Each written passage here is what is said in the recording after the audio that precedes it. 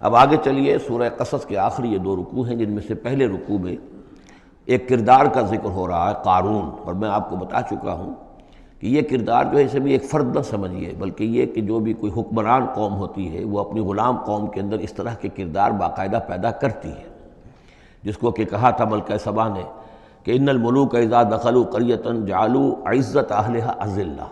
اور اس کا ایک نتیجہ یہ نکلتا ہے کہ جو گھٹیا لوگ ہوتے ہیں، بے غیرت لوگ ہوتے ہیں، اپنی قوم کے ساتھ غداری کرتے ہیں، انہیں پھر وہاں خطابات دیے جاتے ہیں، نوازا جاتا ہے، ان کے اونچے منصب ہوتے ہیں، آنریڈی مجسٹریٹ بنا دیے گئے ہیں، فلاں ہو گئے ہیں۔ یہ سب کون تھے؟ یہ انگریزوں نے در حقیقت ہندوستان میں اپنی جو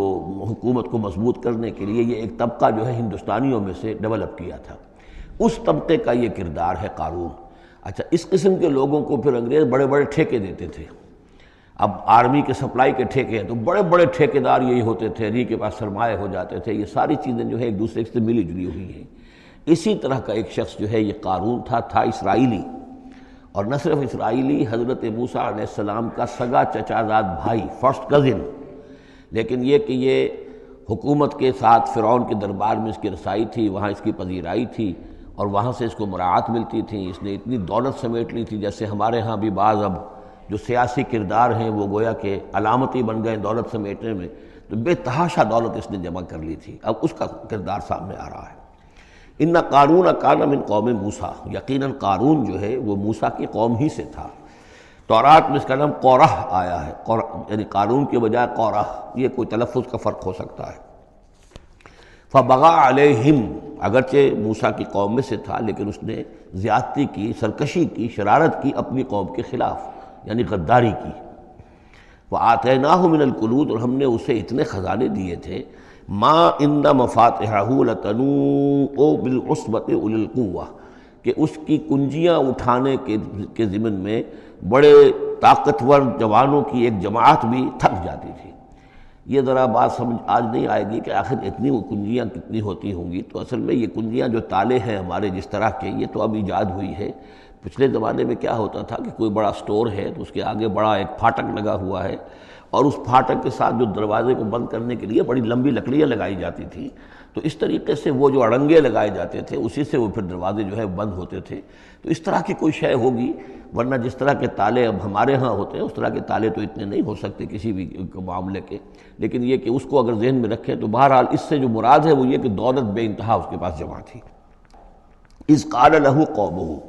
جبکہ اس سے کہا اس کی قوم نے، لوگوں نے کہا، کچھ بھلے لوگ بھی ہوں گے، جیسے ہم مکالمہ سورہ کہف میں پڑھ آئے ہیں، 2 آدمیوں کا مکالمہ تھا، ایک وہ درویش تھا اور وہ عارف باللہ تھا، اللہ پر ایمان رکھنے والا تھا، اور ایک وہ تھا کہ جو دولت میں مست ہو گیا تھا، مال مست تھا۔ تو وہاں کچھ لوگوں نے جو اچھے لوگ ہوں گے ان سے کہا، اس سے قارون سے، لا تفرح ان اللہ لا يحب الفرحین۔ یہ ذرا یہاں پر 4 چیزیں 5 چیزیں جو آ رہی ہیں گنتے جائیے کہ ایسے لوگ جن کے پاس بہت سی دولت جمع ہو گئی ہو، ان کو ان 4-5 چیزوں کو پیش نظر رکھنا چاہیے۔ سب سے پہلے یہ کہ لا تفرح ان اللہ لا يحب الفرح، اس پر اتراؤ نہیں، اتراؤ مت، اللہ تعالیٰ کو اترانے والے پسند نہیں۔ نمبر 2، وابتغ فیما آتاک اللہ الدار الآخرہ، جو کچھ اللہ نے تمہیں دولت دی ہے تو اس سے دار الآخرہ حاصل کرنے کی کوشش کرو، اللہ کے لیے خرچ کرو تاکہ آخرت میں تمہیں اس کا اجر و ثواب ملے، تو تم گویا کہ آخرت کو خریدو گے اپنی اس دولت کے عوض۔ ان اللہ اشتری من المؤمنین انفسهم واموالهم بان لهم الجنہ۔ نمبر 3، ولا تنس نصیبک من الدنیا، معلوم ہوتا کہ بخیل بھی بہت تھا کہ وہ اپنے اوپر بھی کچھ خرچ نہیں کرتا تھا، جمع کرنے ہی کے اس کو فکر دامنگیر رہتی تھی۔ اور مت بھولو خود اپنا حصہ بھی دنیا میں سے، جیسے کہ ہم نے سورہ اعراف میں پڑھا تھا کہ قل من حرم زینۃ اللہ التی اخرج لعبادہ والطیبات من الرزق، اگر اللہ نے کسی کو کچھ دیا ہے تو پھر وہ اچھا کھائے، اچھا پہنے، اس میں کس نے حرام کیا ہے؟ کوئی رہبانیت کا انداز تو نہیں ہے۔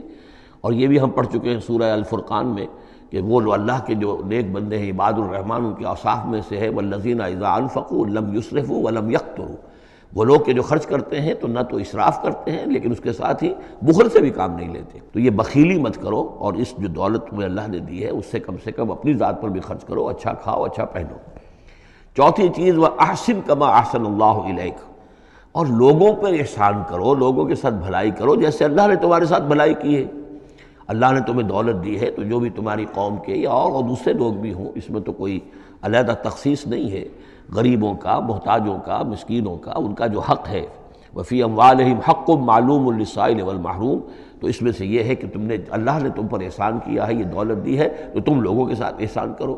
اور پانچویں بات، ولا تبغی الفساد فی الارض، زمین میں فساد مت مچاؤ۔ اب یہ کیا مراد ہے؟ فساد کون سا مچا رہا تھا؟ وہ نبی تھے اس وقت کے حضرت موسیٰ علیہ السلام۔ حضرت موسیٰ علیہ السلام اپنے کار نبوت و فرائض رسالت کی ادائیگی میں پوری طریقے سے لگے ہوئے ہیں، اور کچھ لوگ ان کے ساتھ دے رہے ہیں، ان کا ہاتھ بٹا رہے ہیں۔ اب کچھ لوگ اس کام میں جب اڑنگا ڈالیں گے تو گویا کہ یہ فساد فی الارض ہے۔ اللہ تعالیٰ جو خیر چاہتا ہے موسیٰ کے ذریعے سے وجود میں آئے، اب اگر آپ موسیٰ کی مخالفت کریں گے، اس کی اسکیموں کو ناکام کرنے کی کوشش کریں گے، یہ وہی بات ہے جو منافقین کے بارے میں سورہ بقرہ کے دوسرے رکوع میں آ چکی ہے۔ وَإِذَا قِيلَ لَهُمْ لَا تُفْسِدُوا فِي الْأَرْضِ قَالُوا إِنَّمَا نَحْنُ مُصْلِحُونَ أَلَا إِنَّهُمْ هُمُ الْمُفْسِدُونَ وَلَٰكِن لَا يَشْعُرُونَ۔ جب ان سے کہا جاتا ہے کہ تم زمین میں فساد یہی تھا کہ ایک جماعت ہے، ایک تحریک ہے، اس کا ایک نظم ہے، اس نظم کے خلاف تم ریشہ دوانیاں کر رہے ہو، اور اگر اس کی اسکیموں کو فیل کرنے کی کوشش کر رہے ہو تو گویا کہ جو اصلاحی عمل ہے، جو انقلاب برپا کرنے کے لیے جد و جہد ہو رہی ہے، اس کو نقصان پہنچا رہے ہو۔ ان اللہ لا يحب المفسدین، اللہ کو ایسے مفسد پسند نہیں ہے۔ تو یہ 5 چیزیں گن لیجئے۔ نمبر 1، لا تفرح ان اللہ لا يحب الفرحین۔ نمبر 2، وابتغ فیما آتاک اللہ الدار الآخرہ، جو کچھ اللہ نے دیا ہے اس سے آخرت کا گھر حاصل کرنے کی کوشش کرو، یعنی انفاق فی سبیل اللہ، اللہ کی راہ میں صرف کرنا۔ نمبر 3، ولا تنس نصیبک من الدنیا، خود دنیا سے بھی تم بھی اپنا حصہ حاصل کرو، اچھا کھاؤ، اچھا پہنو۔ وَأَحْسِن كَمَا أَحْسَنَ اللَّهُ إِلَيْكَ، اور خلق خدا پر بھی احسان کرو جیسے کہ اللہ نے تم پر احسان کیا ہے۔ اور نمبر 5، وَلَا تَبْغِ الْفَسَادَ فِي الْأَرْضِ، دین کے لیے، اللہ کی توحید کے لیے، اللہ کے دین کے لیے جو جد و جہد ہو رہی ہے اس کو تقویت پہنچاؤ، نہ یہ کہ اس کے اندر تم خلل پیدا کرنے کی کوشش کر رہے ہو۔ اعلیٰ انما اوتیتہ علی علم عندی، اس نے کہا کہ یہ دولت جو ہے تم سمجھتے ہو مجھے اللہ نے دی ہے، یہ تو مجھے دی گئی ہے میرے علم کی بنیاد پر، میرے اندر علم ہے، فہم ہے، سمجھ ہے، میری پلاننگ ہے، اس کے نتیجے میں نے دولت کمائی ہے۔ یہ ہے در حقیقت ایک مادہ پرست انسان کا، جو ایک زر پرست اور مادہ پرست انسان جو ہے وہ سمجھتا ہے میری صلاحیت، میں نے بر وقت اندازہ کر لیا تھا کہ اب مارکیٹ میں اس چیز کی ڈیمانڈ پیدا ہوگی اور میں نے اس کے لیے بندوبست کیا، تو اب مجھے بارے نیارے ہو گئے ہیں، تو یہ میری ذہانت ہے، میں نے اندازہ کر لیا کہ اب یہ جو ہے اتار چڑھاؤ جو ہے بازار میں آنے والا ہے، اسی کے حساب سے میں نے کچھ خرید و فروخت کی ہے تو مجھے دولت مل گئی ہے۔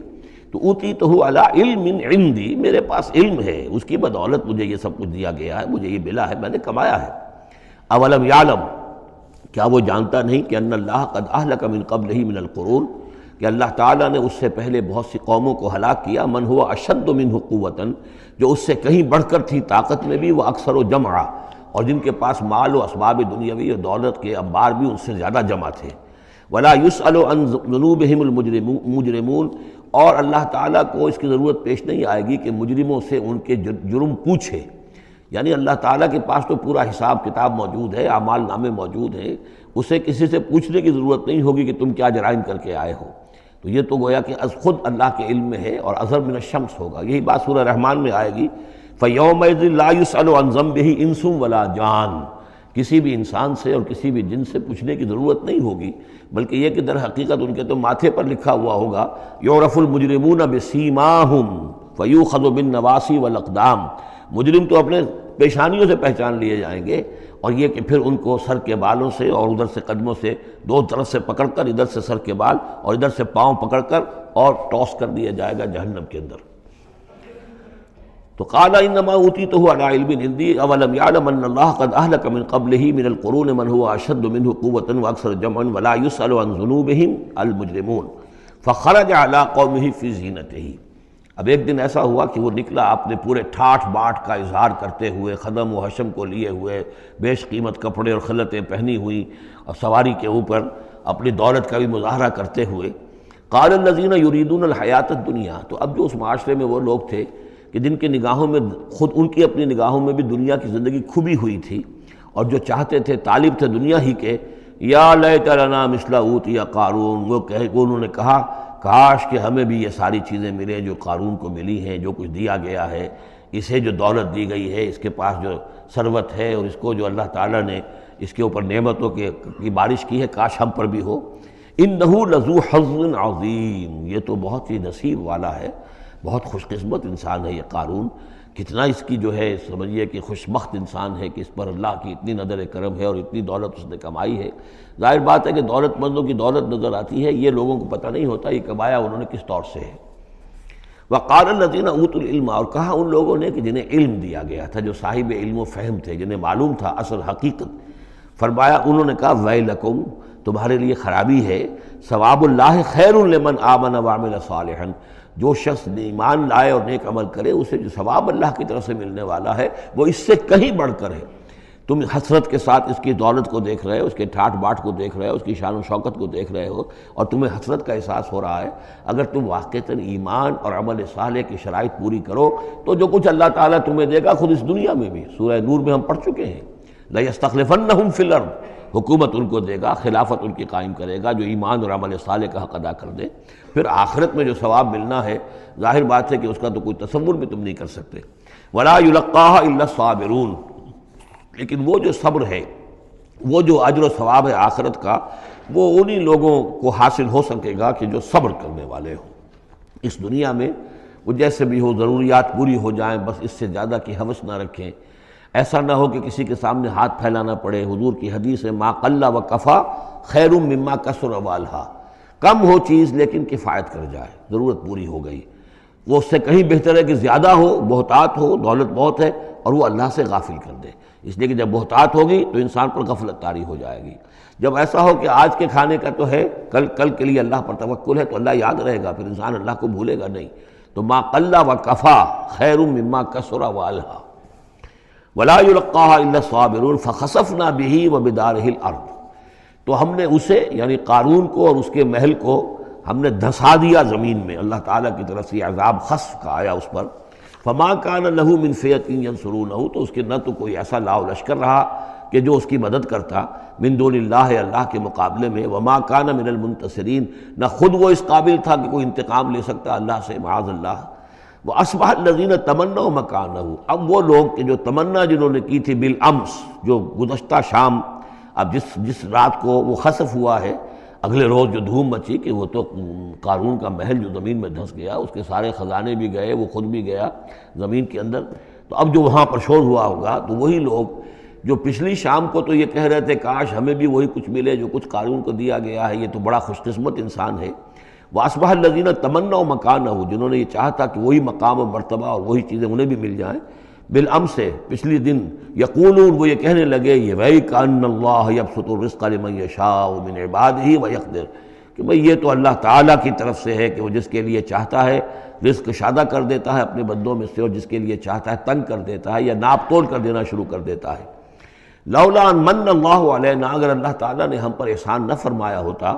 لخسف بنا، تو ہم بھی اسی طریقے سے خسف کر دیے گئے ہوتے، یعنی ہم تو کہہ رہے تھے کہ ہم بھی اس جیسے ہو جائیں، ہمیں بھی اس کی سی دولت مل جائے، لیکن اس کی دولت کا جو انجام آج ہماری نگاہوں کے سامنے آیا ہے، لولا ان من اللہ، اگر اللہ تعالیٰ نے ہم پر یہ احسان نہ کیا ہوتا کہ ہمارے پاس وہ دولت نہیں تھی،